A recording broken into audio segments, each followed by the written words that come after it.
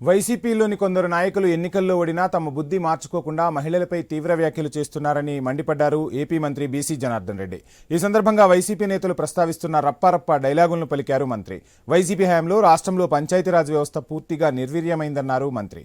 అన్నమయ్య జిల్లా తంబళ్లపల్లిలో పర్యటించిన మంత్రి పలు అభివృద్ధి పనులకు శ్రీకారం చుట్టారు.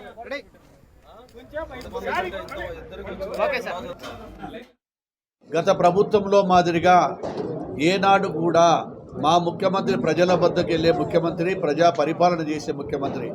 ఆ రోజు పడదాల చాటును తిరిగాడు, ప్యాలెస్లో కూర్చున్నాడు. ఏ రోజు కూడా వైఎస్ జగన్మోహన్ రెడ్డి గారు ప్రజల దగ్గరికి రాలేదేం లేదు. ఇప్పుడు ఆయనకు రైతులు మతికొస్తున్నారంట, ప్రజలు మతికొస్తున్నారు. ఎవరిని మభ్యపెట్టడానికి? మళ్ళీ రాక్షస పాలనను అంతమొందించారు. ఆ రోజు 151 సీట్లు ఇస్తే ప్రజలు 11 సీట్లకే పరిమితమైనారు. ప్రతిపక్ష హోదా కూడా దక్కని జగన్మోహన్ రెడ్డి మాట్లాడే హక్కే లేదు. ఒకడు నరకండి అంటాడు, ఒకడు కోయమంటాడు.